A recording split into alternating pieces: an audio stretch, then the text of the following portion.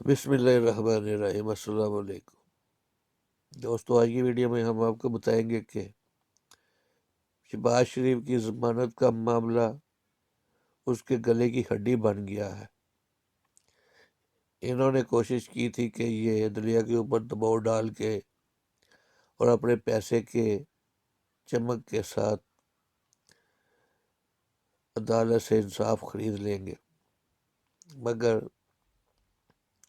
ابھی بھی ایسے لوگ موجود ہیں کہ جو دولت کی اور پیسے کی ہوس سے دور ہے۔ ایسا ہی ایک جج لاہور ہائی کورٹ کا اسجد گرال ہے، جس نے فیصلہ دیتے وقت تمام چیزیں کا بڑی گہرائی سے مطالعہ کیا اور اس نے ایک ایک بات کا نوٹس لیا، اور دوسرا جج جس نے جو کہ چمک کے زد میں آ گیا تھا اور اس نے بغیر سوچے سمجھے 1 منٹ میں اس کی ضمانت لے لی اور اپنے چپڑاسی کے ذریعے اس کو باہر جا کے لانچ بھی کرا دیا۔ اور مسلم لیگ نون نے بغیر سوچے سمجھے پہلے رس گلے بھی کھا لیے۔ ان کی عادت ہے، یہ پڑھے بغیر کوئی بھی فیصلہ جلدی جلدی مٹھائیے اور رس گلے کھاتے ہیں، بعد میں جوتے کھاتے ہیں۔ اسی طرح اس کیس میں بھی ہوا۔ انہوں نے دیکھا کہ ایک جج نے فیصلہ کر دیا ہے تو فٹافٹ انہوں نے مٹھائیاں بانٹنی شروع کر دی اور نوٹ لوٹانے شروع کر دی، مگر جب اس جج نے دوسرے جج سے کہا کہ اس کے اوپر دستخط کرو تو اس نے دستخط کرنے سے صاف انکار کر دیا۔ اس نے کہا کہ میں اپنا اختلافی نوٹ دوں گا۔ اس طرح اس نے اتنی تفصیل کے ساتھ شہباز شریف کی کرپشن کے تفصیلات دی کہ لوگ اگر پڑھیں گے تو اس کی دھیلے کی کرپشن کی دھجیاں اڑ جائیں گی، جو کہ انگلی ہلا ہلا کے کہتا ہے کہ ایک دھیلے کی کرپشن نہیں کی۔ اس حرام خور کے پاس 90 میں ٹوٹل 20 لاکھ روپے تھے۔ اس کی اپنے اثاثے اس جج نے صاف صاف لکھا ہے، اور 2008 میں جو 1 کروڑ 40 لاکھ ہو گئے، اور اب 2020-21 میں اس کی اثاثے بڑھ کر 750 کروڑ، کہاں 20 لاکھ، 750 کروڑ تک اس کی یہ دولت بڑھ گئی ہے۔ 550 گنا۔ ان کے پاس کون سی گدڑ سنگی ہے کہ ان کے پیسے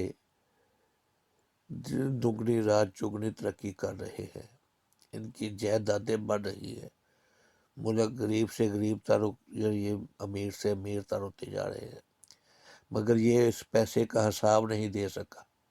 یہ نہیں بتا سکا کہ یہ پیسہ آیا کدھر سے ہے۔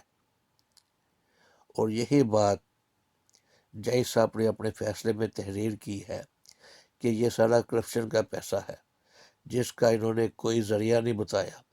انہوں نے نہیں بتایا کہ یہ پیسہ کہاں سے آیا ہے، اور میں اس سب کچھ دیکھنے کے باوجود اس کو ضمانت نہیں دے سکتے، اس کرپٹ آدمی کو۔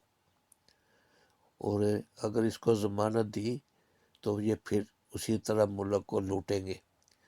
یہ باہر جا کے ہاتھ ہلا ہلا کے نوٹ لٹا لٹا کے کہیں گے کہ ہم سرخرو ہو کے نکلے ہیں، حالانکہ یہ مقدمے سے بری نہیں ہوا تھا۔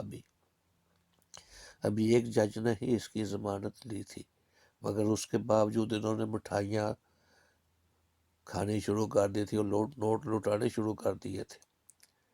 اور دوسرے جج کا جب اختلافی نوٹ آیا تو یہ اب بھی یہ نہیں مان رہے، اور یہ اب دوسرے چور راستے تلاش کر رہے ہیں اس کرپٹ آدمی کو باہر نکالنے کے لیے۔ تو دوستو، کیا انصاف ان جیسے چور اچکوں کے لیے ہی رہ گیا ہے؟ غریب آدمی تو آٹا چوری کے الزام میں اس کا 2 سال تک عدالت میں کیس نہیں آتا، بیچارہ جیل میں ہی مر کھپ جاتا ہے، اور یہ اربوں روپے لوٹ کے ان کے گھر میں عدالتیں آتی ہے، اور آ کے ان کے گھر میں انصاف دیتی ہے، ان کے گھر میں ان کی ضمانتیں ہو جاتی ہیں۔ اس لیے جب تک ملک میں غریب اور امیر آدمی کے لیے ایک جیسا انصاف نہیں ہوگا، اسی وقت تک ملک کبھی بھی ترقی نہیں کرے گا۔ تو حضور پاک نے کہا تھا کہ حضرت علی کا قول ہے، ظلم کا معاشرہ تو کرپشن کا معاشرہ تو رہ سکتا ہے، ظلم کا معاشرہ نہیں رہ سکتا۔ اس لیے ہم کو چاہیے کہ ان جیسے چور اچکوں کو اب اپنے بیچ میں پہچانے، اور ان کی ایک ایک پائی کی کرپشن کا حساب لیا جائے، اور ان کو پکڑ کے اب جیلوں میں ڈالنا چاہیے، نہ کہ ان کے ضمانتیں دے کے باہر نکالا جائے۔ تو دوستو، اگر آپ کو ہماری ویڈیو پسند آئی ہے تو ویڈیو کو لائک کریں، شیئر کریں، چینل کو سبسکرائب کریں۔ اب ملیں گے اگلی ویڈیو کے ساتھ۔ خدا حافظ۔